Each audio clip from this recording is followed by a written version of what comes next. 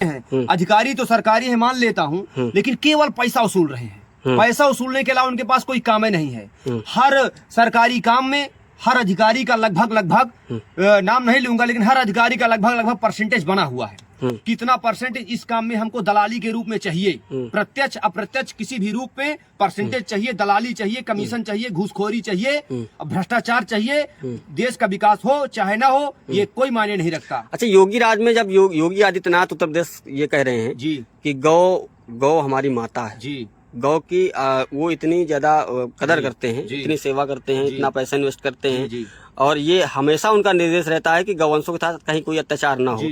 तो आप जनपद में देख रहे हैं, चाहे जो गौशालाएं हो, तो एनजीओ हो, चाहे जो गौशालाएं हो, फंड तो सरकार देती है, लेकिन उस फंड के अनुसार गौशालाओं में काम क्यों नहीं होता, क्या कारण है? बस यही कारण है कि योगी आदित्यनाथ जी जो कहते हैं गौ हमारी माता है, बिल्कुल सत्य बात है, गौ हमारी माता है। और उनकी दृष्टि से ही नहीं, बल्कि सनातन धर्म के अधिकतर लोगों की दृष्टि से गौ हमारी माता है। परंतु भ्रष्टाचारियों की दृष्टि से, दलालों की दृष्टि से, घूसखोरों की दृष्टि से, और जो घूसखोरी करते करते पनप रहे हैं, पैसा डकार जा रहे हैं, उनकी दृष्टि से गौ माता नहीं है। गौ एक साधारण जानवर है, और उनके नजर में व्यवसाय है, धंधा है, रोजगार है, व्यापार है, उद्योग है।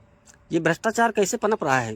ये वजह क्या है? भ्रष्टाचार पनपने का मूल एक कारण ये है कि जो गरीब स्तर का व्यक्ति है वो बोलने से डरता है, मध्यम वर्ग का व्यक्ति है घूस लेकर के मामले को रफा दफा कर देता है, और बड़े वर्ग का लेवल का जो आदमी है वो घूस लेता भी है तो मोटी रकम में लेता है, और अपनी जुबान को बंद कर देता है मात्र पैसा लेने के बाद। अगर कोई बात उठाता भी है तो उसको पैसा दे करके दबा दिया जाता है, या अपने शासन प्रशासन के दबाव द्वारा उसके ऊपर फर्जी FIR लिखाने की धमकी देने के बाद उसकी बातों को दबा दिया जाता है, और वो आदमी अपने परिवार से जुड़ा हुआ होता है, इसलिए डर के मारे वो बात को आगे नहीं बढ़ा पाता।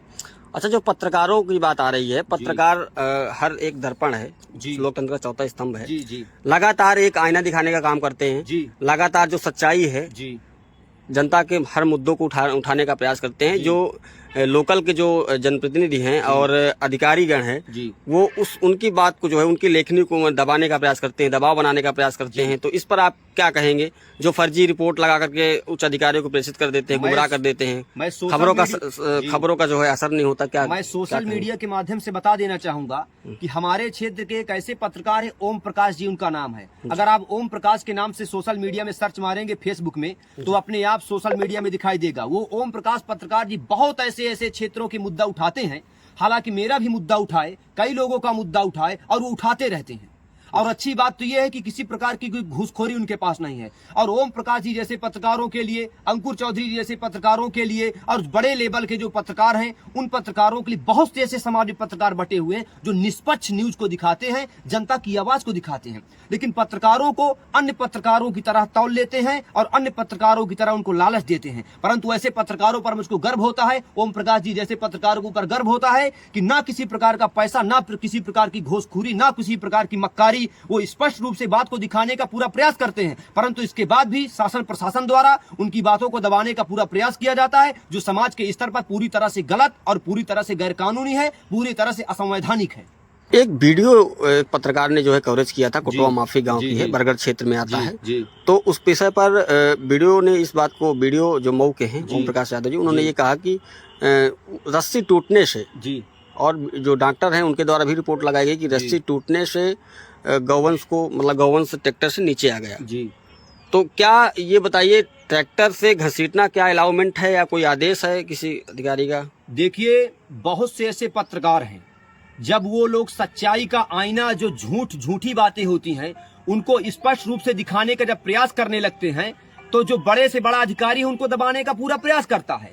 परंतु जब वो पैसे से अधिकारी गण पत्रकारों को दबा नहीं पाते हैं, तब वो झूठा आरोप लगाते हैं, बहानेबाजी करते हैं कि डॉक्टर ने ऐसी रिपोर्ट लगाई, रस्सी टूटने पर हुआ, या ट्रैक्टर के इधर उधर डिसबैलेंस से हुआ। और एक पत्रकार साहब थे ओम प्रकाश जी, उन्होंने इस खबर को पूरी जी जान लगा दिया, इस खबर को स्पष्ट रूप से दिखाने के लिए, गौ माता की रक्षा के लिए, समाज की रक्षा के लिए। परंतु ओम प्रकाश पत्रकार जी द्वारा कई बार उनके फोन में धमकियां आई, कई बार उनको मना भी किया गया कि ऐसी पत्रकारिता मत करो वरना तुम्हारी पत्रकारिता बंद कर देंगे। कई बार ऐसी बातें बोली गई ओम प्रकाश पत्रकार जी के ऊपर, परंतु उन्होंने अपनी पत्रकारिता नहीं छोड़ा, समाज सेवा नहीं छोड़ा और समाज सेवा पत्रकारिता के साथ साथ जनता की आवाज उठाना नहीं छोड़ा। लेकिन जो आपने कोटवा माफी का मामला बताया तो उसमें पत्रकार ओम प्रकाश जी का बहुत अहम रोल था। इसके बाद भी वहां का जो शासन प्रशासन द्वारा अधिकारी द्वारा दबाया गया ये बहुत ही निंदनीय है और मैं चाहता हूं कि हमारी सरकार पत्रकारों को प्रोटेक्शन दे, ऐसे पत्रकारों को नहीं जो घूस लेकर के पत्रकारिता करते हैं या घूस लेकर के आवाज को दबा देते हैं,